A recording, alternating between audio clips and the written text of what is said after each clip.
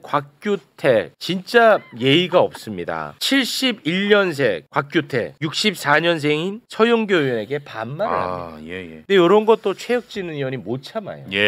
보디가드로 또 나섭니다. 맹활약상 영상으로 저희가 잠깐 준비를 했는데요. 영상 보고 자세한 이야기 이어가겠습니다. 서영교가 AI를 가지고 이야기했다고요? 그 대선 개입 의혹 그리고 직권남용 의혹 선거법 중립의 의무 의혹 이것을 왜 국민의힘은 숨기려고 하는 거죠? 5월 1일 3시에 파기환송하는 그 시간을 어떻게 알고 한덕수 4시에 사직했는지 전날 윤석열이 전화한 나경원 등 모두 다 의혹 아닙니까? 서영교 곽규택 의원님. 이렇게 걸러주고 있구나. 야, 진짜 나도 열받더라고. 곽규택 의원님. 곽규택 의원님. 국민들이 지금 추석을 앞두고 복장 터지는 이 상황을 지켜봐야 되는 거 아닌가 생각을 합니다. 나경원 의원 오늘도 와서 궤변을 늘어놓고 있습니다. 법사위원이 돼서는 안 될 사람을 왜 용납합니까? 내보내야 합니다. 이 자리에 앉아 있으니까 이런 일이 반복되고 있지 않습니까? 서영교 의원이 가짜뉴스를 퍼뜨린다고요? 가짜뉴스는 본인들이 했다고 제가 분명히 말씀드렸습니다. 또 제보가 왔습니다. 또 다른 제보입니다. 김충식의 최측근이 육성 녹음 파일을 보내왔습니다. 김충식은 뭐라 그랬냐? 조이대를 잘 안다. 밥 먹었다. 밥 먹었다. 무슨 얘기를 했냐? 그냥 밥만 먹었다. 이거는 정말 가짜 뉴스 공화국입니다. 가짜 뉴스로 대법원장 흔드는 것, 가짜 뉴스로 사법부 흔드는 거. 조이대 대법원장의 행태에 대해서 대단히 큰 분노를 느낍니다. 최혁진 의원님 발언을 듣고 가는 게 예의입니다. 감추고 싶은 게 많은 모양이에요. 다들 도망가시는 거 보니까. 방송으로라도 꼭 들으세요. 저한테 이런 얘기들을 하세요. 힘들겠다. 법사에 가서 하루 종일 국민의힘에서 애플 뜯어먹는 소리 듣고 앉아있으려면 얼마나 우라통이 터지겠냐. 괜찮습니다. 서민들이 더 힘든다는 거 알기 때문에 저는 괜찮습니다.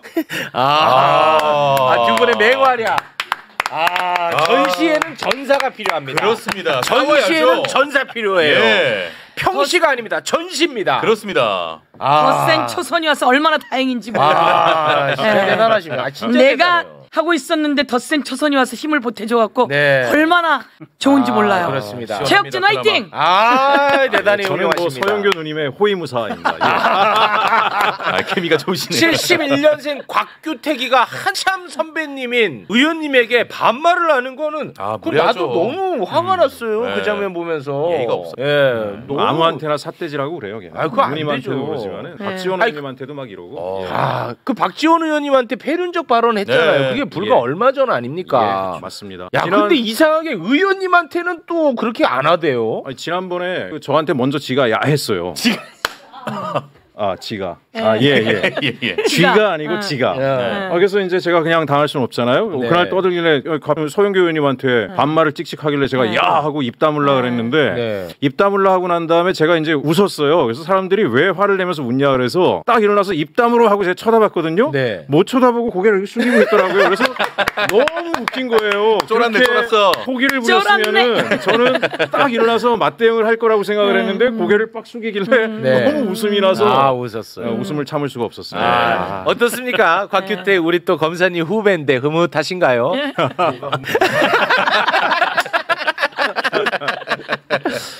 네 진짜 너무 예의가 싸가지 없는 곽규택이 그렇게 하면 우리가 위니까 더 얘기 못할 거다 이렇게 생각을 한 거죠. 왜냐하면 한다고 또 다 받을 수는 없고. 맞아요. 그래서 이제 적당히 고선에서 멈추고 싸가지 없는 정도까지는 했는데 우리 최혁진이 딱 일어나서 야 이렇게 해버리니까 걔가 꼼짝 못하더라고요. 우리 그 최혁진 의원님이 법사위에서 나이로도 제일 막내인가요? 그렇지는 않습니다. 그렇지는 않습니까? 제가 보기보다 나이가 좀 들었습니다. 보기에는 사람들이 어려 보인다 그랬는데. 그렇군요. 박규택 의원보다 한 살 많습니다. 그래요? 그렇군요. 나이가 더 많으시죠. 저도 제가 형인데 저렇게 싸가지 없는 애 처음 봤습니다. 그러네. 잘났어요. 다행. 그건 좀 다행이네. 네. 알겠습니다. 예. 네. 그 혹시 그 나경원 의원 같은 경우는 워낙 이제 의원님한테 예. 많이 이렇게 좀 역공을 당해서 네네. 속상할 것 같은데 혹시 뭐 얘기 들은 건 없습니까? 따로? 아니 제가 엘리베이터에서 만났어요. 엘리베이터에서 딱 둘이 만났거든요. 보좌진들은 물론 뒤에 한 명씩 있었지만 네. 이제 내려서 법사위 회의장으로 걸어가는데 그래도 오선 의원이니까 제가 반걸음 뒤에서 걸어줬습니다. 예우를. 걸어가다 갑자기 멈추시더니 한숨을 쉬더니 저를 쳐다보더라고요. 네. 왜 그러지? 그랬더니 최 의원 그래서 그랬더니 그 말할 때 데시벨을 좀 낮춰주면 안 될까요? 그러더라고요. 예? 데시벨로요? 그래서 목소리를 좀 낮춰달라고요. 그런 거예요. 그래서 제가 원래 타고 태어나길 목소리가 큰데 어떻게 할까요? 그랬어요. 그랬더니 네네. 고개를 다시 돌리더니 아휴 하고 걸어가시더라고요. 그게 답니다. 그게 답니다. 너무 기분 이게 추석 선물이다. 추석 선물이. 아니 우리 최혁진 의원이 법사에 오게 된 경위를 혹시 알고 계세요? 갑자기 저는 등장해서 그 경위는 모릅니다. 우선 이런 일이 있습니다. 나경원 간사 이야기가 있었죠. 네. 그래서 이제 나경원 간사 안건이 올라왔어요. 그런데 우리 나경원 간사 안건이 올라올 때 우리 그 법사위에 이춘석 의원님이 계셨어요. 근데 이춘석 의원님이 무소속이니까 더불어민주당 의원으로 이제 교체하겠다라고 우리 쪽에서 안을 낸 거죠. 안을 냈는데 국민의힘이 간사만 받고 그 안은 거부를 한 겁니다. 그래서 우리 쪽에 전용기 의원이 이춘석 의원님 대신 오기로 했는데 거부를 한 거예요. 그러니까 우리가 아니 간사 내달라고 그러고 우리는 교체해야 되는데 그걸 안 해줘? 그러니까 간사와 이 교체권 둘 다 내려오게 된 거죠. 그래서 간사안이 내려오게 된 겁니다. 그랬더니 그날 와서 자기네 건 받고 그렇지 않은 건 우리에게 유리한 게 아니라 그냥 기본해야 된 일정은 받지 않으려고 한 거죠. 네, 그래서 받지 않으려고 한 채로 와서는 해달라고 계속 빡빡 우긴 거예요. 그러니까 간사를 그냥 안 한 게 아니고 그런 사연이 있었던 거죠. 빡빡 우기면서 나온 이야기가 초선은 가만히 앉아있어 아무것도 모르면서 라고 하고 그게 사과가 안 되고 지나오게 된 겁니다. 그래서 저희가 고민한 끝에 그럼 무소속으로 바꾸자. 그래서 최혁진 의원이 오게 됐고 그들은 아주 큰 실수를 하게 되고 더 센 초선이 오게 된 겁니다. 야 이거 진짜 전화위복이네. 그렇죠. 전화위복입니다. 오히려 더 센 초선이 왔고 그 사이에 나경원은 남편이 법원장인 게 밝혀졌고 아니 남편이 법원장인데 어떻게 법사위에서 간사 역할이며 법사위 활동을 하겠어. 이건 완전한 이해 충돌입니다. 그래서 간사가 되고 있지 못한 거다라고 하는 이 팩트를 국민들께 알려드리고 보고 드립니다. 그럼 오히려 국민의힘이 우리 의원님을 법사위원으로 오게 한 거죠. 초대한 거네요. 그렇게 됐는데요. 야 재밌네. 저도 딱 왔는데 정말 뭐 기본이 안 돼 있더라고요. 국민의힘이. 그러니까 예를 들어 뭐 서영기 의원님이든 김용민 간사님, 심지어 추미애 위원장님 얘기할 때도 6-7명이 모기만한 목소리로 막 옹알옹알 대는데 들을 수가 없어요. 짜증이 나가지고 참고 있는데 갑자기 박지원 의원님이 저렇게 저 보시듯이 물끄러미 저를 보고 계신 거예요. 순간 저는 그거를 눈빛으로 읽었습니다. 한 방 박아라. 저런 얘기로.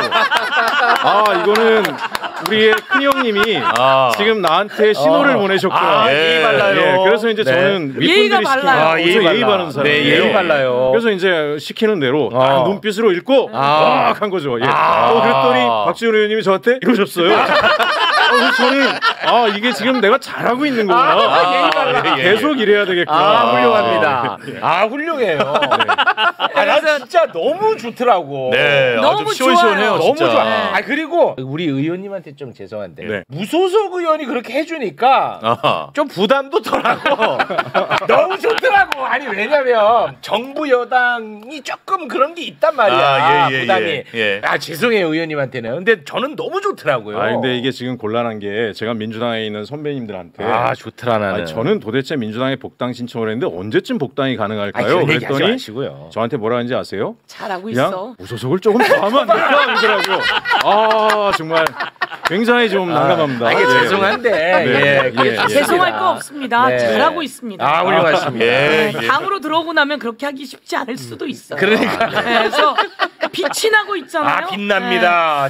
다들 이렇게 위로를 해주시는데 죄송하긴 합니다. 조금만 더 하시고 나면 박지원 대표님이 물건이야. 무소속 기간이 좀 길어질 그럴 우려가 있습니다.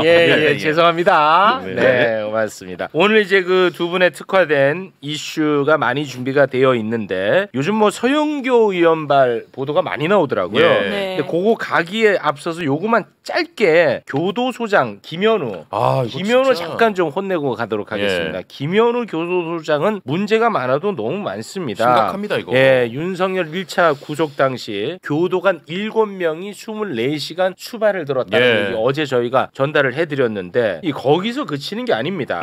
이 교도소가 진짜 윤석열의 휴양지였던 것 같아요. 그러니까 지금 교도소장 바뀌고 힘들어하는 거야. 아 그렇죠. 그때는 완전 자기 세상이었어. 심지어 거기 김희상군까지 있었다. 뭐 독극물 들어있었다. 라는 이야기가 새로 나왔습니다. 그러니까 매 끼니마다요 서울구치소로부터 윤석열에게 배급될 음식물 있지 않습니까? 이거를 포장 상태로 일단 받은 다음에 구치소로부터 그렇죠. 독극물 검사를 실시했다라고. 웃기고 있네 진짜. 먼저 먹어보고 이제 주는 그런 거였고요. 그리고 더 황당한 것은 윤석열의 독거실이 있는데 거기 복도 쪽 창문이 당연히 있겠죠. 거기 가림막을 설치해달라고 경호처가 요청을 했고 이걸 또 구치소에서 오케이를 했습니다. 그리고 원래는 독거실의 양 옆에 방을 비워둔 것으로 우리가 알고 있었잖아요. 그랬죠. 네, 맞아요. 근데 거기에다가 하나를 더 비웠더라고요. 그래서 총 3개의 수용실을 모두 비웠는데 나머지 1개 수용실에는 그럼 뭘 했느냐? 지금 나가고 있습니다만 그 전담팀 있지 않습니까? 그 전담팀이 24시간 24시간 교대로 상주하면서 아예 저기에서 근무를 했다라고 합니다. 진짜 이게 조선시대 왕이죠, 왕. 여기가 이제 과밀화 때문에 아주 골치 아픈 곳이거든요. 그렇죠. 저기 써있네 152%라고. 그리고 다른 수감자들하고는 아예 그냥 차단하는 가벽까지 설치를 했다는 거예요. 왜냐면 저런 범죄자랑 나는 같이 있을 수 없다라고 생각을 했나 봐. 진짜 휴양지 맞네. 휴양지. 거기에다가 출정 또는 면담을 위해 수용실 밖으로 나갈 때 저 아까 보시면은 전용구가 있었어요. 저 옆으로 오른쪽으로 있네. 전용구를 통해서 또 나갔다라고 합니다. 그리고 저기에서 자유롭게 CCTV도 없이 막 돌아다니고 그랬다는 거야. 빤스만 입고. 빤스만 입고는 뭐 제 내피셜입니다. 네, 그건 제 내피셜인데. 그건 제가 봤어요. 그건 이제 2차 때니까. 네, 우리가 2차 때. 체포하러 갔을 때 봤어요. 네. 깜짝 놀랐어요. 문을 딱 열었는데 진짜 짧게 입고 그리고 엽기적으로 성경책을 보고 있는 거예요. 성경책이 조그만 성경책이 아니라 전 그런 성경책은 처음 봤어요. 이따만한 성경책을 탁 보고 있으면서 특검이 문을 딱 여니까 쳐다보는데 너무 놀란 거죠. 우리 그 영상보다 깜짝 놀랐어요. 네, 알겠습니다. 네, 그 빤스 얘기는 봤어요? 그 본 얘기는 뭐 자랑은 봤어요, 아니니까 저희가. 그거는.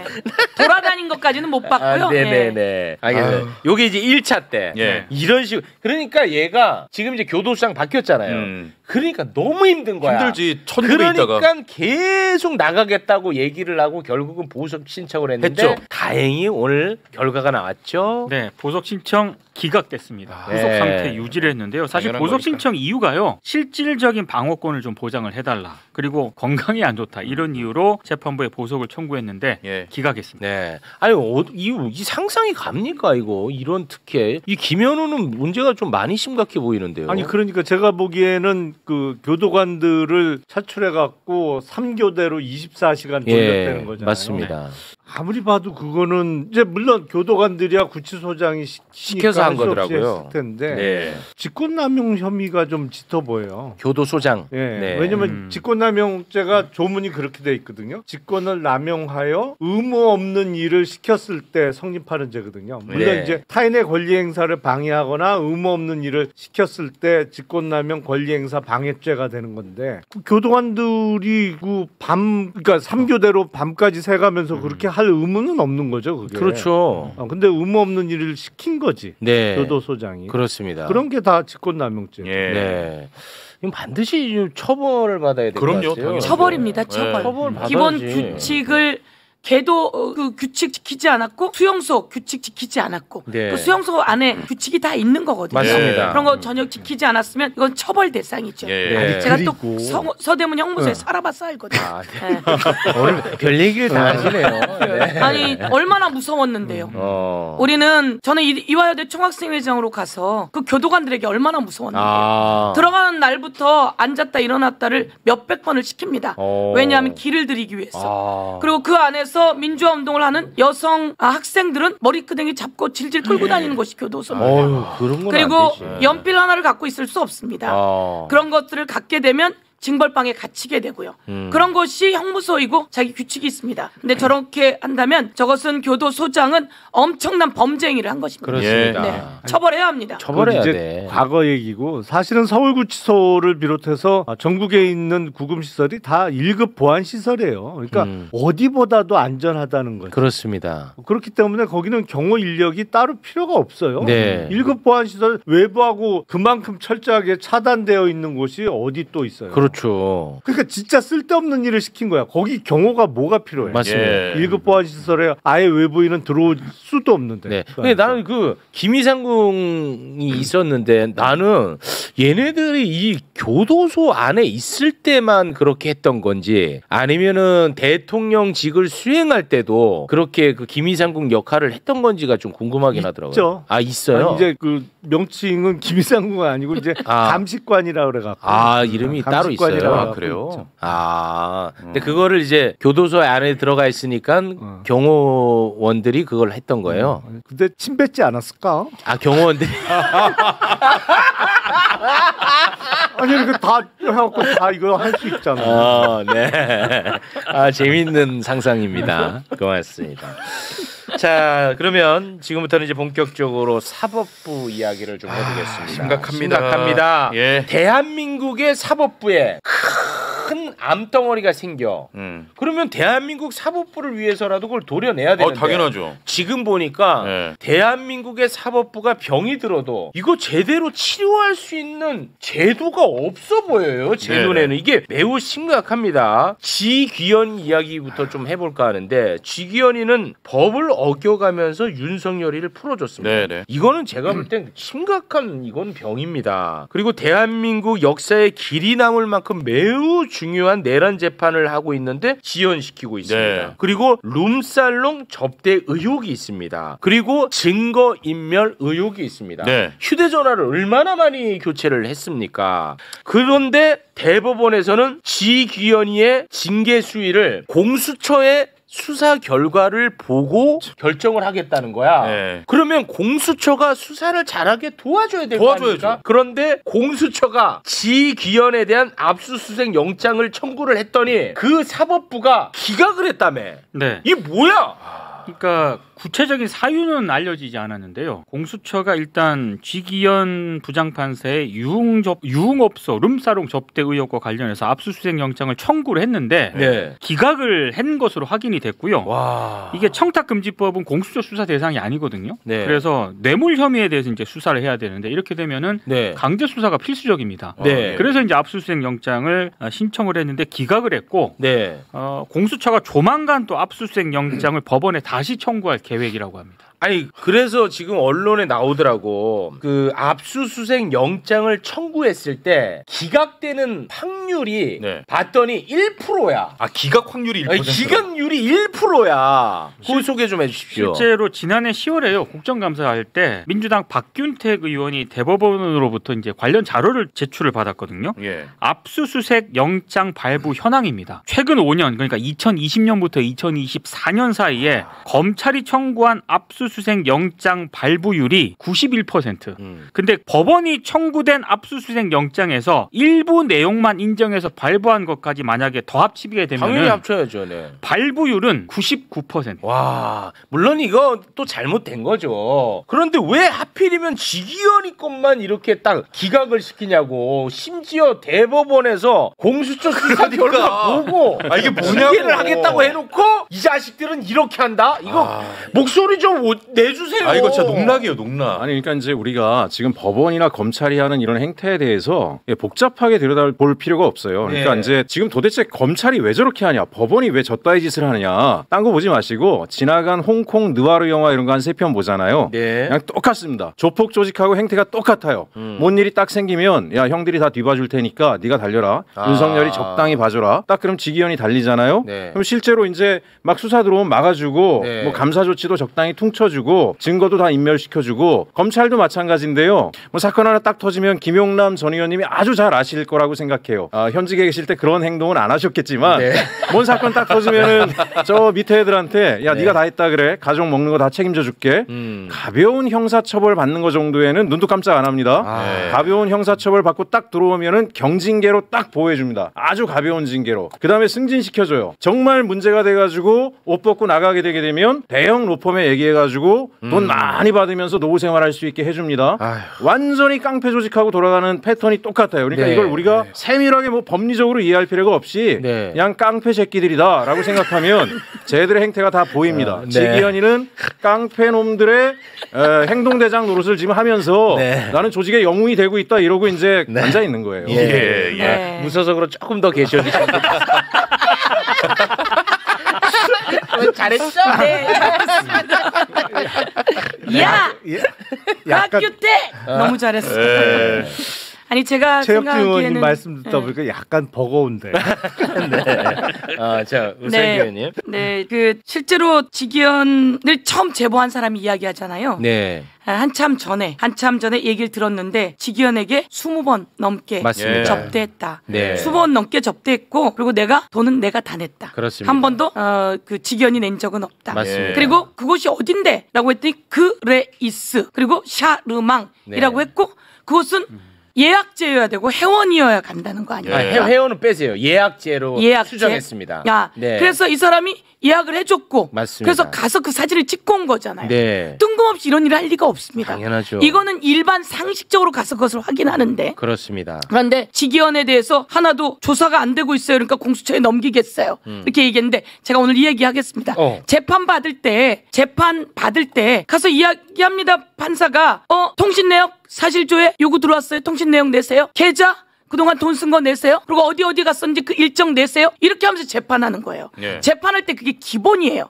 그런데 그 법원이 지기현을 조사하면서 그 기본을 조사하지 않은 거죠. 그걸 조사하지 않고 공수처에게 통치게 된 거죠. 그런 것은 법원이 지기현을 조사할 생각이 전혀 없다는 것이고 이 지기현을 조사해서 들어가면 제가 이야기하고 싶은 건 또 그다음에 이야기하겠지만 누구랑 연결되느냐? 법원에 있는 다른 사람들과 다 연결됩니다. 그리고 법원에 있는 다른 사람들 떠나서 또 이 지기현을 봐주고 있는 조이대하고 연결될 수밖에 없습니다. 자. 이렇게 다 연결될 수밖에 없는 거다 이 말씀 드리면서 그리고서는 자기네는 법원이 영장을 기각했다 이렇게 다 숨길 줄 알았지만 대한민국에 서영교와 최혁진이 있어요. 조이대 잡고 가잖아요 우리. 지기현 잡고 가잖아요. 그래서 다 나오잖아요. 나오더라고. 다 나오고 저희가 다시 지기현의 그 운행 일지 아니면 일정 다 받아내겠습니다. 그거 정리하겠습니다. 조이대 것도. 잠깐만요. 조이대로 바로 연결을 하겠습니다. 조이대 갑시다. 네, 왜냐면 이게 다 연결돼 있는 얘기야. 조이대의 사인 회동설. 조이대도 공직자고 사인 회동설이 함께했다고 알려져 있는 한덕수도 공직자잖아. 그러니까 두 사람의 관용 차량 동선을 한번 확인해 보자. 너무나 자연스러운 문제 제기입니다. 그런데 조희대 대법원장님은 운전의 독립을 보장해야 되기 때문에 운행 일지가 없답니다. 이게 웬 말입니까? 대법원의 입장이 실제로 나왔어요.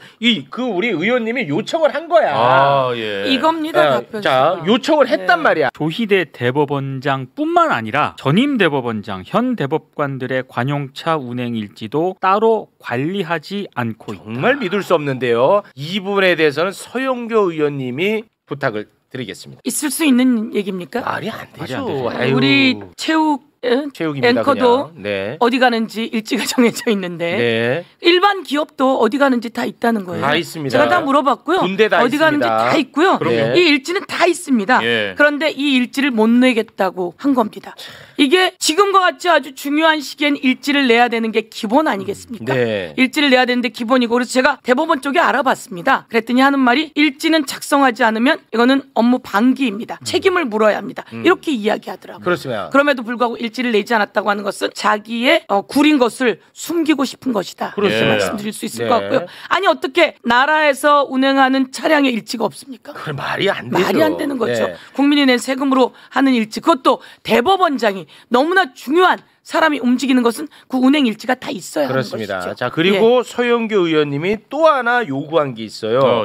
조희대 당신의 일정과 관련한 자료를 나한테 한번 줘봐라. 왜냐? 조희대의 만행 다시 한번 좀 올려주시겠습니까? 조희대의 만행. 자 이걸 보면은 4월 22일부터 너무나도 말도 안 되는 일정이 움직이지 그렇죠. 않았습니까? 그래서 이런 것들을 한번 잘 살펴보고자 조희대 너의 일정표를 한번 좀 나한테 줘볼래? 라고 했더니 제출을 했거든요.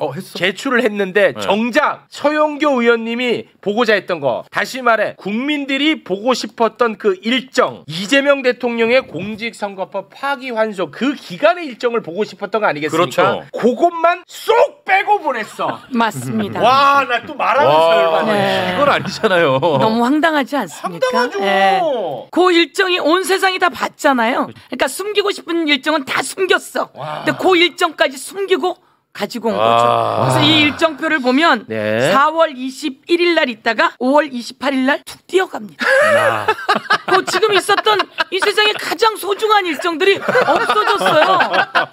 가장 소중한 일정만 없어요. 말이 되냐 진짜로.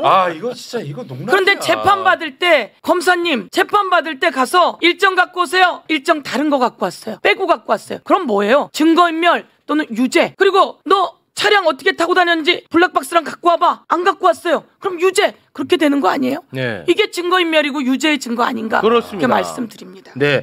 이거 심지어 자 다시 조희대 만행 좀 올려주시겠습니까? 자 우리가 궁금한 게 이제 4월 22일부터지 않습니까? 자 요거 좀 내려주시고요. 근데 조희대에 업무 추진비도 제출하라고 했나봐. 근데 업무 추진비를 받았는데 아까 4월 22일부터 우리가 관심 대상 아닙니까? 4월 23일에 대법원 구내식당에서 전원 합의 간담회를 했나봐. 근데 거기서 뭐 이것저것 먹어갖고 42만 원을 썼나봐. 그 42만 원에 대해서는 보낸 거야. 근데 아까 일정 보내라고 했는데 요 일정도 전원 합의 간담회 이거를 쏙 빼고 보냈어 또. 그렇습니다.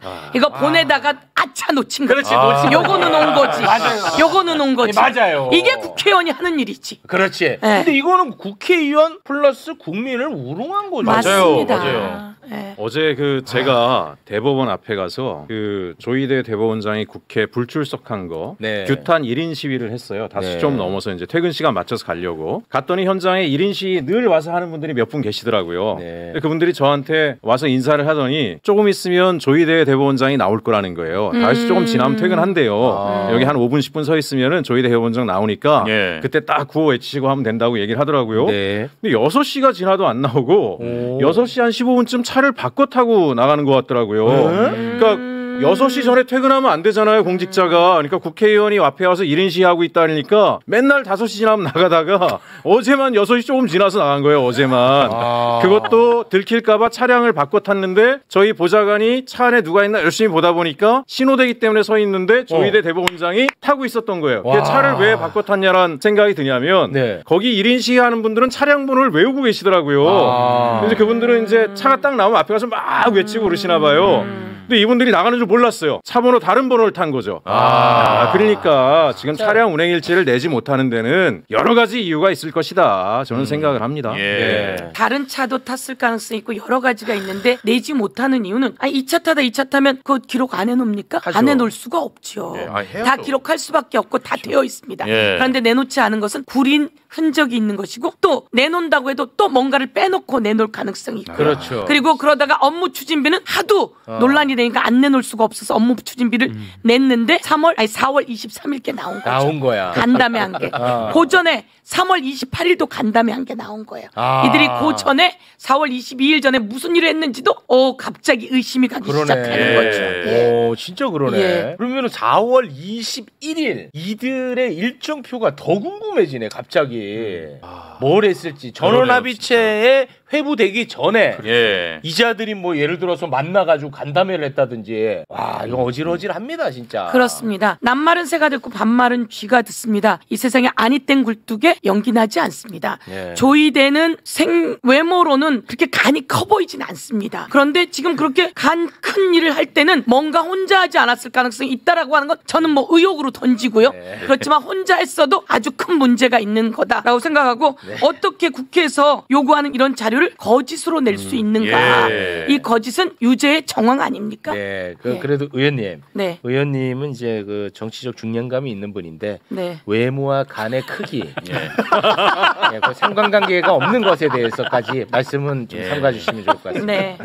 대한민국이 아주 중량감 저는 근데 깜짝 놀랐습니다. 어떻게 그런 일을 벌일 수 있고 그렇습니다. 어떻게 이렇게 일정을 거짓으로 낼 수 있고 빠뜨리고 운행일지를 비치하지 않는다고 이야기를 하는지 이에 대해서 규탄하지 않을 수 없습니다. 그렇습니다. 더 찾아보고 더 진실을 밝혀내도록 하겠습니다. 아니 나 같으면 얘네들이 지금 계속 억울해하잖아. 그럼 나 같으면 운행일지표를 딱 내가지고 민주당을 막 공격하는데 활용할 것 같아. 나 같으면 오히려 내지.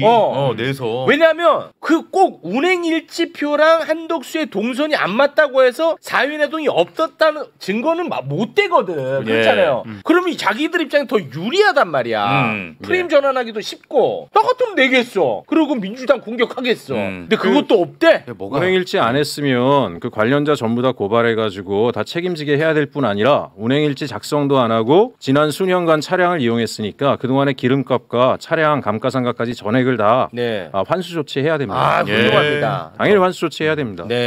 이상하죠? 이 부분은 진짜 너무 냄새 많이 나죠. 아니 근데 그 전속 기사들이 있잖아요. 그 기사들은 운행일지를 적는 게 그분들의 그 업무의 큰 부분인데. 당연하죠. 세금인데. 민간 사업자도 저게 이제 차량을 타게 되면 그게 비용 처리하기 위해서 운행일지를 적거든요. 운행일지를 적어야 또 그 세무당국에서 그 차량 유지비에 대해서 비용으로 인정해주기 때문에 운행일지를 지금까지 계속 안 적었다는 거는 좀 이상한데요. 그렇습니다. 그러니까 운행은 한 기록이 없는데 휘발유 값을 계속 타가면 문제가 될 거 아닙니까? 그러니까 운행일지를 적는 거라고. 그래서 예산 문제 때문에라도 적어야 돼요. 당연합니다. 이거까지 설명을 해야 된다는 게 말이 되냐고. 근데 마치 뭐 운전에 독립이 있는 것처럼 너무 뻔뻔하게 우리 조이대 대법원장님뿐만 아니라 전에도 운행일지가 없었다는 말도 안 되는 얘기를 합니까? 말도 안 되는 소리죠. 그리고 제가 또 체크해봤습니다. 당연히 운행일지를 정리해야지 된다라고 얘기하더라고요. 하지 않으면 임무 방기이기 때문에 징계 사유에 해당한다고 대법원에 있는 분이 얘기하시더라고요. 그렇습니다. 자, 그리고 이 검찰 개혁과 관련된 이야기를 또 해봐야 되는데 지금 김건희 특검에 파견 나가 있는 검사 40명 때문에 제가 진짜 화 많이 나 있거든요. 그것에 앞서서 어미준이 잠깐 다루고 가겠습니다. 검찰 개혁은 민생이라는 걸 너무 잘 보여주는 사건이 바로 이 어미준 사건입니다. 쿠팡 일용직 노동자들에게 퇴직금을 주지 않으려고 했던 이 쿠팡 불법의 정황이 다 드러났어요. 핵심 증거를 싹 빼버렸어. 그리고 어미준이 무혐의 처분을 해줬습니다. 그런 진실들이 지금 엄청나게 쏟아져 나오고 있거든요. 그런데 오늘은 이제 그건 어제 많이 다뤘으니까 오늘은 우리 검사님 나와 계시니까 이 검사들은 진실이 드러났음에도 불구하고 얼마나 뻔뻔한지를 난 얘기하고 싶은 거야. 이거를 하고 싶어. 우리 검사님이 앞에 계시니까. 그래야 이게 뭐 그런 얘기 꼭 나를 앉혀놓고 해야 돼? 이게 솔직히 말씀드리면 어제 다 하지 왜? 꿀맛이에요. 이게 중요합니다. 자, 어미준은 핵심 증거 빼고 쿠팡에 무혐의 처분 내렸습니다. 진실 다 드러났습니다. 그런데 아직도 어미준은 말장난을 치고 있습니다. 아직도 어떻게 치는지 하나하나 제가 상세하게 보여드리겠습니다. 어미준의 첫 번째 말장난 소개 부탁드립니다. 자, 왜 부장검사를 패싱하고 주인검사에게 무혐의 처분을 지시했냐? 여기에 대한 어미준의 답은 사건을 가장 잘 아는 주인검사에게 물어봤을 뿐이다. 자, 이거는 뭐 메신저 사진 하나로 다 박살이 났죠. 맞아. 메신저 사진 올려주십시오. 자, 저거는 이제 그 주인 검사였던 신모 검사가 부장 검사에게 보낸 메신저입니다. 네. 금요일에 청장님 어미준입니다. 직접 부르셔서 청장실에 다녀왔었습니다. 뭐 그 방에 사건이 어려운 게 많은데 고생이라고 하면서 검토 방향을 알려주셨는데 거기 보면 쿠팡 무혐의 말장난 드러났죠. 네. 자, 다음 어미준의 말장난. 자, 왜 핵심 증거를 누락시킨 다음에 무혐의 처분을 했느냐? 여기에 대한 어미준의 답은 취업 규칙 관련 내용은 부장검사 개인 의견서로 대검에 보냈으니 누락된 건 아니다. 이게 나는 정말 짜증나는 가장 열받는 말장난이야. 야, 너가 누락시켰으니까 부장검사가 임마 따로 보낸 거 아니야, 이 자식아. 이 자식이 그걸 이런 식으로 표현한 거야. 네. 다시 한번 올려주시겠습니까? 이거 봐. 부장검사가 개인 의견서로 대검찰청에 보냈으니까 누락된 거 아니라 네가 누락시켜가지고 부장검사가 보냈다고. 그렇죠. 네, 그렇죠. 하여튼 근데 어쩜 저렇게 말을 되치기를 하죠. 그러니까요. 눈에 뻔히 보이는데 이런 식으로 장난하는 겁니다. 저런 되치기에 얼마나 많은 사람이 죽어갔어요. 맞습니다. 그동안 얼마나 많은 사람이 그나마도 죽어갔어요. 이 부장검사가 있어서 이 진실이 드러난 거예요. 그렇죠. 부장검사는 무섭잖아요 지금. 예, 무서울 무섭죠. 겁니다. 예, 지금 대검에 감찰받고 있으니 얼마나 무섭겠어요. 자, 그리고 어미준의 말장난. 자, 세 번째. 무혐의 처분을 내린 결정적인 이유가 뭐냐? 여기에 대한 어미준의 답은 민사로 판단될 쟁점을 형사로 논의할 필요가 없다는 그런 취지다. 이 쿠팡의 취업 규칙 있지 않습니까? 네. 이게 민사로 판단될 그런 부분이지 형사로 논의할 필요가 없다. 그러니까 이렇게 보면은 얼핏 또 뭐 말이 또 되는 것 같아. 그렇게 보기에는 다시 올려주시겠습니까? 이 얼핏 이거는 뭐 민사로 해결해야 되는 문제니까 형사 무혐의 준 거다 이 얘기거든요. 얼핏 말이 되는 것 같아 또 얼핏 보면. 근데 무혐의 처분을 했죠. 그러면 일용직 노동자들한테 이거를 통보를 해줘야 돼요. 왜 무혐의 처리를 했는지. 그러면 저게 반드시 들어가야 됩니다. 제 말이 맞다면 백관양보해서 요거는 민사로 해결해야 할 문제입니다. 근데 그거를 삭제하라고 이 어미준 이 자식이 또 지시를 내린 게 나왔어요. 그렇죠. 자, 어미준 지청장님이 수정하신 부분 반영했다라고 주인 검사가 부장 검사에게 얘기를 하고요. 민사 소송으로 다룰 부분 이 부분은 삭제하자는 취지다. 무슨 얘기냐? 삭제하라고 지시했다는 거죠. 지시한 거 이게 나왔어요. 세상에나. 세상에 검사예요, 저게?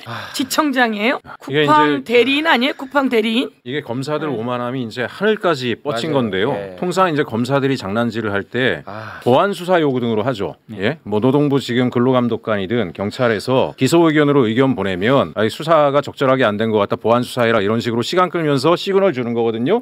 톤 다운 시키라고. 근데 어미준이는 어떻게 한 거냐면 지가 지 단계에서 증거를 막 뺀 거예요. 저건 아주 중대 범죄예요. 그런데 저걸 하는 이유는 형들이 다 봐줄 거다. 아까 제가 조폭이라 그랬잖아요. 맞습니다. 형들이 다 봐줄 거다라는 믿음을 가지고 저렇게 한 거기 때문에 요번에 본보기를 제대로 보여야 된다. 아주 중징계 때리고 아주 중대법 위반이기 때문에 형사법적으로 처벌하고 옷 벗기고 변호사와 개업 못하게 하고 본보기를 제대로 보여야 정신 차립니다. 너무 맞는 말씀인데 형들이 뒤봐줄게 실제로 뒤봐주고 있습니다. 왜냐? 이 부장검사가 어미준이를 처벌해달라고 대검에 의견서를 제출했는데 지금 대검은 이 부장검사를 너 왜 어미준이한테 허락 안 받고 너 개인 의견을 자꾸 대검에 보냈냐고 감찰을 받고 있어요. 이게 공익제보자들의 아픔이잖아요. 그렇죠. 공익제보하는 사람들 성격이 좀 그래 잘 어울리지 못해 이런 식으로 해서 매도해버리고 그리고 자기네 잘못과 불법을 묻어버리는 건데 이제 이 세상에 나왔으니 그 부장검사님 조금 힘들었지만 참으시고 저희들이 법사위에서 확실하게 지적해서 어미준의 문제점 그리고 그것을 봐주고 있는 대검의 문제점 다 낱낱이 국정감사에 지적하고 처벌에 들어갈 수 있도록 하겠습니다. 여기서 중요한 건 형사에서 빼면 민사에서도 영향을 미쳐요. 당연하죠. 형사에서 문제가 있다고 해줘야 민사에서 이길 수가 있어요. 근데 형사에서 빼고 민사에서 무슨 재주로 이깁니까? 형사에서 빼놓고 민사로 가서 해. 그럼 민사로 가서 하려니까 민사에서 또 삭제해. 이거는 완전히 범죄지요. 그렇습니다. 검사의 범죄입니다. 우리 검사님 뭐 다른 거 그러면 다 좀 불편하실 테니까 다 빼고 이 부장검사에 대한 감찰을 하는 것에 대해서는 어떻게 보고 계십니까? 근데 감찰 사유가 정말 그거예요? 그겁니다. 너 왜 어미준한테 보고하지 않고 너 개인 의견을 대검에 보냈냐? 아니 어미준이 나쁜 짓 했다고 그거를 진정을 한 건데 어미준한테 알리고 어떻게 진정을 해? 그러니까요. 앞뒤가 안 맞는 거. 그러니까요. 제가 그 얘기입니다. 그건 이해가 안 되는데. 어떻게 보십니까? 그게 맞다면 말이 안 되는 거죠. 그거는 논리적으로 못 쓴댔지. 그렇죠. 네. 그러니까 지금 지청장이 사실은 저 속된 표현으로 이제 뭐 전형적인 사건을 말아먹은 케이스 같은데 네. 주임 검사 불러다가 뭐 이거 빼라 뭐 이거는 어떻게 해라 그 지청장이 이렇게 직접적인 결론을 지시할 수가 없는 거고 네. 기본적으로 그리고 결재 라인이 있기 때문에 부장을 거쳐서 뭐 의견을 전달하든지 해야 되는 건데 네. 직접 불러서 거의 뭐 무혐의 구약식 결론까지 내줬으니까 거기서 성격 있는 검사 만났으면 기록 던지고 오지 거기다가 네가 해라 그러면서 던지고 왔는데 그 정도 저기는 없었던 것 같아요. 근데 감찰 사유는 정말 이해가 안 되는데. 그렇죠. 그게 다라면. 감찰한 것까지 저희들이 다시 들여다봐야 되고요. 어미주는 그동안 그런 일을 많이 해왔습니다. 많이 해왔고 한명숙 총리 때도 마찬가지였고 맞습니다. 그런 어마어마한 일들을 하고 저희가 몇 대에 걸쳐 문제 제기했지만 살아나왔고 그렇죠. 벗어나왔어요. 그게 핵심입니다. 예. 그런데 이제 검찰의 문제점들이 세상에 낱낱이 드러났고 그리고 또 구체적으로 들어가기도 쉽지 않습니다. 그러나 이것을 이렇게 언론이 많이 이야기해주기 때문에 이제 어미준만큼은 처벌해야 세상이 바로 잡힌다 이렇게 생각합니다. 그렇습니다. 자 그렇기 때문에 검찰 개혁을 한 겁니다. 그렇죠. 1차 검찰 개혁을 했어요. 그런데 특검 수사를 볼모로 검찰 개혁을 반발하고 조롱하는 김건희 특검 검사 40명 여기에 대해서 이제 민주당 차원에서 비판을 좀 세게 하니까 지금 일부 검사들은요.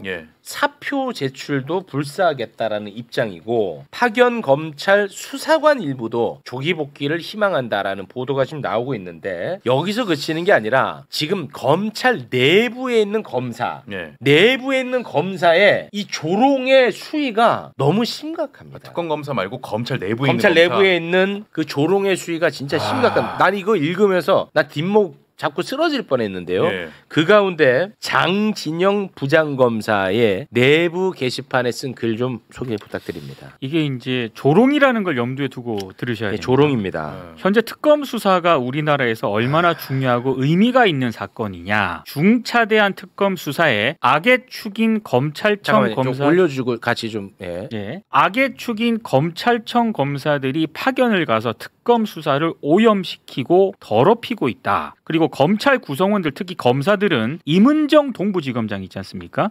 이 임은정 지검장을 제외하고는 모두 하나의 인격체로서 연좌제급 무한연대 책임을 지는 악의 집단이다. 현재 특검에 파견에 가서 수사를 할 자격이 있는 검사는 임은정 지검장이 유일할 것이다. 이런 글을 썼습니다. 이거 완전 잠깐 계속 좀 띄워봐 주십시오. 윤석열 정부 때 윤석열 김건희 죄를 검사 너네들이 다 덮어줬기 때문에 이 특검을 하는 겁니다. 장진영 검사님 너네들 당시에 다 침묵했잖아. 최소한 침묵했잖아. 동조하던 사람도 있었지만 최소한 침묵했잖아. 그러니까 지금 너네들이 무한연대 책임을 져야 되는 겁니다. 장진영 검사님. 근데 이런 식으로 지금 조롱하고 있다고? 와 이거는 난 참기 어려워. 어떻게 보셨습니까 이 조롱글? 지금 현재 뭐 특검에서 지금 뭐 자기들 돌아가겠다 그러면서 검찰청에 지금 공소청과 중수청으로 바뀌는 거에 대해서 반대 입장 표명하고 이런 모습들을 보이는데요. 사표 내면 사표 받아주면 안 됩니다. 원하는 게 사표를 받아주는 거예요. 사표 받아주면은 로펌으로 갈 거예요. 그리고 보상 받을 거예요. 사표를 받지 말고 이 행위에 대해서 형사법정 위반 여부라든가 이런 것들을 철저히 수사를 해서 법적으로 문제가 있으면은 그러면 어쨌든 처벌을 하면 공무원 연금 날라갑니다. 본보기를 보여야 돼요. 얘네들 관행적으로 다 그래요. 우리나라 고위공직자들 기재부도 지금 그런 것들을 하고 있는데 내란에 관련된 혐의가 있는 고위공직자를 1급들 일괄 사표한다는 거 안에 싹 집어넣어서 사표 처리해 줍니다. 만약에 수사에 들어가면은 사표를 못 내거든요. 퇴직을 못 해요. 수사 과정에서 혐의가 발견이 되는 순간에 연금이 날아갑니다. 그러니까 지들끼리 제 식구 감싸기 이런 식으로 하면서 그게 관행이 됐기 때문에 저런 간이 배 밖으로는 간 얘기하지 말라 그랬는데 행태가 계속 반복되는 거기 때문에 저는 저런 행태 나온 사람들 어쨌든 현직에 있으면서 조사받게 하도록 해야 되고요. 또 하나 저와 유사한 행태들이 지금 검찰 내부에서 여러 건들이 반복되고 있잖아요. 관봉티까지 인사라인까지 저는 법사위 차원에서 의원님들한테 제안할 건데 법사위 차원에서 고발 조치해야 된다라고 생각합니다. 네. 저 인사라인에 개입되는 애들 모두까지 다 조사해가지고 불법 행위가 발견되면 일벌백계 하고 네. 국민의 세금이잖아요. 연금도 어쨌든지 간에 나가서 지불되는 건데 네. 못 받게 하고 네. 뜨거운 맛을 봐야지만 이제 저런 게 끝난다. 네. 예, 그렇게 조치를 해야 된다라고 생각합니다. 네. 계속 코뿔소 해야 될 것 같아요. 근데 정말 너무 상식적인 말씀이야. 근데 이렇게 상식적인 이야기를 해도 점잖은 넥타이 매고 양복 입은 중도를 표방하는, 그러니까 중도를 표방하는 사람들조차도 저런 상식적인 얘기를 하면 이상하게 검찰 관련 이슈에 대해서는 감정적이라고 뭐라고 해. 왜 검사를 달래지 않니? 아니 왜 나는 그런 식으로 검사들한테만 꼭 검사 눈치 보고 달래야 되는지를 모르겠어. 다른 공무원에 대해서는 그런 말을 안 해요. 그렇죠. 근데 이상하게 검사의 잘못에 대해서만큼은 심지어 진보 정당에 몸을 담고 있는 정치인도 오늘 내가 샤워하면서 방송을 봤는데 그분조차도 민주당 감정적으로 하지 마라. 왜 민주당은 그렇게 검사들을 악마화하느냐. 감정적으로 하지 마라. 잘 달래서 가야 된다. 왜 검사한테만 그래 매번? 왜? 난 진짜 그 이해가 안 가요 진짜로. 이런 훌륭한 내 관점에서 이렇게 훌륭한 분들을 굉장히 감정적인 사람, 그런 것 같아. 굉장히 과격한 사람으로 계속 프레이밍합니다. 감정적이 아니고 감성적인 사람들입니다. 감성적인. 난 진짜 이해가 안 가더라고. 나 난 진짜 검찰만 나오면 그래. 맞아요. 네, 진짜 이상하게. 여기서 좀 정리해야 될 일은 그런 것 같습니다. 대한민국의 검사들 잘합니다. 잘하고 좋은 검사들 많이 있고 잘해왔고, 그런데 일부 특정한 검사들이 여기서 장난치고 조작하고, 그런데 이것이 대한민국 전체를 흐트러뜨렸고, 그래서 검찰개혁의 문을 열고 닫게 한 자 윤석열의 잔재들이 계속 남아있고, 말씀처럼 이 검사들은 자신들에게 모든 것을 빼앗는다고 생각하는데, 이 검찰 폐지 법안이라고 하는 것은 잘 정리되는 겁니다. 검사는 오해 사지 않게 기소에만 집중하고 수사하면서 장난치지 않게 여러분에게 가름말을 타준 겁니다. 그게 공소청을 만든 거고, 중대범죄수사청은 지금 수사해야 될 것들이 얼마나 많습니까? 네. 이 마약사범이라든지 맞아요. 중대한 수사들은 중대범죄수사청이 빨리 집중해서 수사하고, 맞아. 국수본이 집중해서 수사하고, 그래서 가름말 잘 탄 겁니다. 네. 그럼에도 불구하고 자기네들이 많은 권력을 갖고 있다고 생각했고 뺏긴다고 생각하고 있는 거죠. 그리고 특검에 있는 여러분을 대상으로 하는 게 아님에도 불구하고 그렇게 화들짝 놀라갖고 하는데, 이 대처는 잘못된 거죠. 잘못된 것이고, 이것은 특검은 특별하게 수사하라고 법에 있는 것이고, 이 법은 국회라고 하는 입법기관이 국민의 마음을 받아서 만든 법이고, 이제는 검찰청이 정리되고 분리돼야 되는 시기가 돼서 한 것인데, 이것을 특검에 있는 검사들이 이상한 행동을 했다. 잘못된 겁니다. 아주 잘못된 거고, 잘못된 이 사람들이 계속 그런 마음을 갖고 있다면 특검 수사 앞으로 제대로 못합니다. 제가 보기엔 새로 저희가 특검을 더 지원하기로 법을 개정했기 때문에 새로운 사람들로 구성돼 나가야지 되고, 정리할 사람들 정리해 버려야 하고, 거기에서 잘못된 선동을 했다라고 하는 것에 대해서는 징계하고 처벌 가야 된다, 이렇게 생각합니다. 대단히 죄송합니다만 여기서 마무리를 지어야 될 것 같습니다.